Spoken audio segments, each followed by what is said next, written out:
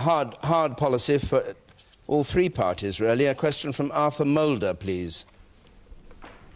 In the event of a hung parliament, does the panel think the Lib Dems will support a party that does not support proportional representation? Would the Liberal Democrats support a party in the event of a hung parliament that didn't support proportional representation? Ming Campbell? Well, if I had a pound for every time someone had asked the hung parliament question in a different form, then I'd be very rich indeed. Let me make it clear. We are not campaigning for coalition. There are no discussions, no backroom deals, no backstairs discussions of any kind. We are putting forward the policies which we think are the right policies for this country in the foreseeable future and for the duration of the next Parliament. As far as I'm concerned, and I know Nick Clegg shares this view, it's a question of maximum votes, maximum seats and maximum influence. It's not a question of positions, it's not a question of seats in the cabinet, it's a question of policies. Now, we have a view about the Constitution. Proportional representation is only one element of it. We think that proportional representation is an essential part of a modern democracy. But we think that a fully reformed House of Lords is an essential part of a modern democracy. And we think also that the activities of lobbyists, for example, should be constitutionally controlled. So we have a whole raft of constitutional issues. And interestingly, the Prime Minister made a speech today about constitutional issues. He made the same sort of speech only in a statement of the House of Commons in July 2007, since when absolutely nothing has happened. We will go into this election with a clear manifesto, with a clear indication of where we think it's going to be necessary to make cuts in public expenditure if we're going to be able to reduce the deficit, which hangs like an albatross round our neck. And we are not in the business, at this point in the electoral cycle, of entering into any discussion or any deal or anything of that kind. If there is a parliament, which people now call a balanced parliament, then you can rest assured that everything the Liberal Democrats will do under the leadership of Nick Clegg will be in the national interest and not in their party's interest. Well, that's all very well, but you seem to say, talking the other day, 15th of February, that it wasn't proportional representation, it was an alternative vote, which is a quite different system, that you would go for. No, I didn't say that at all. If the alternative vote were on offer, and by that I don't mean a referendum or Speaker's Commission, but if legislation was agreed, that's certainly something to which we give most serious consideration. Well, exactly. But that's i.e. not proportional representation. Well, our position is quite clear. Proportional representation is an essential part of a modern democracy. But it's perfectly clear the Conservatives don't support any kind of change in the electoral system, and there are a lot of people in the Labour Party that don't support much of a change either. An alternative vote system would be a first step towards a fully proportional system. And in those circumstances, it would be very foolish to say, well, we're not going to have half a loaf because our policy is to have the whole loaf. And Nick Clegg would be in no danger of being led up the garden path, as he said you were, on this issue when you were leader. I was never led up the... I wish I had been led up the garden path. It was he who said it, not me. Well, I'm not aware that he said it, but it certainly... Nobody's ever aware of a quotation that's difficult on this programme. You know perfectly well he said it. Well, we're never aware of quotations which are, shall we say, undermine our credibility programme, are we? Look, throughout the time I was the leader of the party, I said exactly as I've said to you, sir. Maximum votes, maximum seats and maximum influence. And remember, it is not for us to make these decisions, it's you.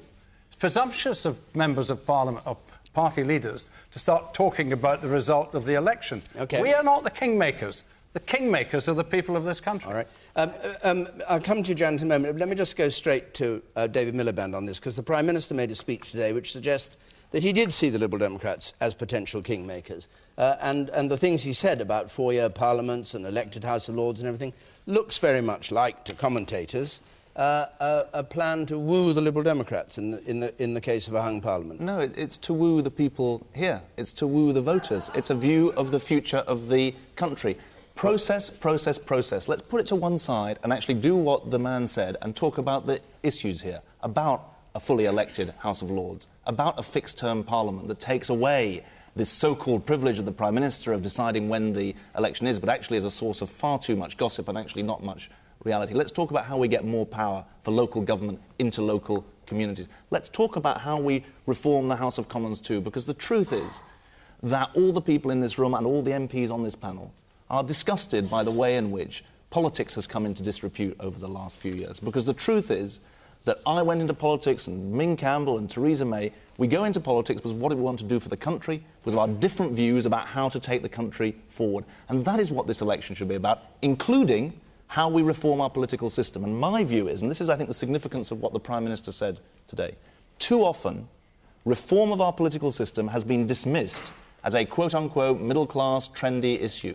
It's not. It's about how we put power in the hands of the people here and the people watching, and that's what the speech was about. The man there in the white shirt. Yeah. Yes. But you've been in power for 13 years. Why are you now suggesting a change in the electoral system?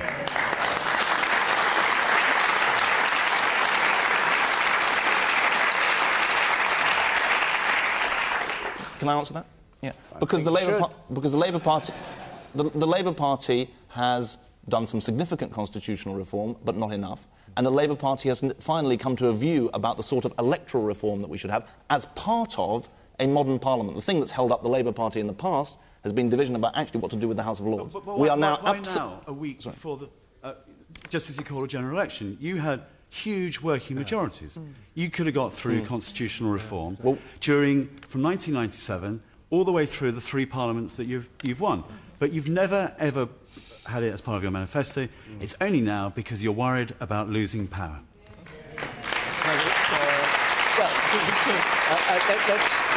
Let's be brief.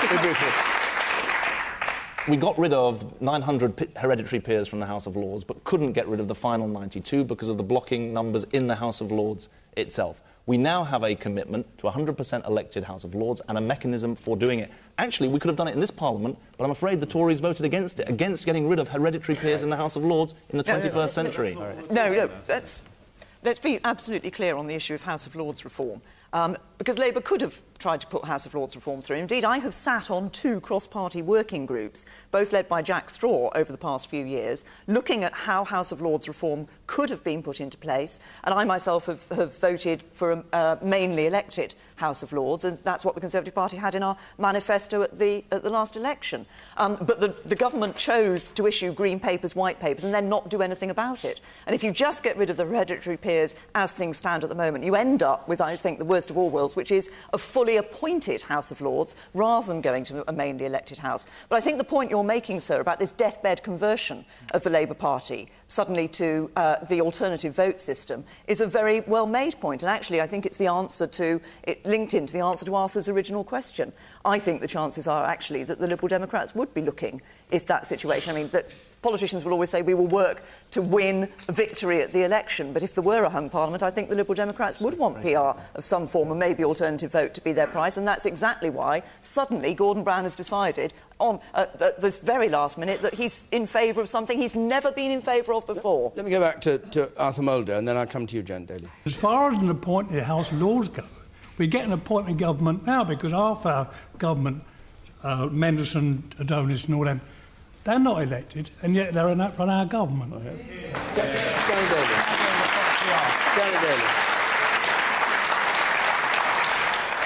I was quite surprised to hear Ming Campbell speak so disparagingly about backroom deals and secret negotiations.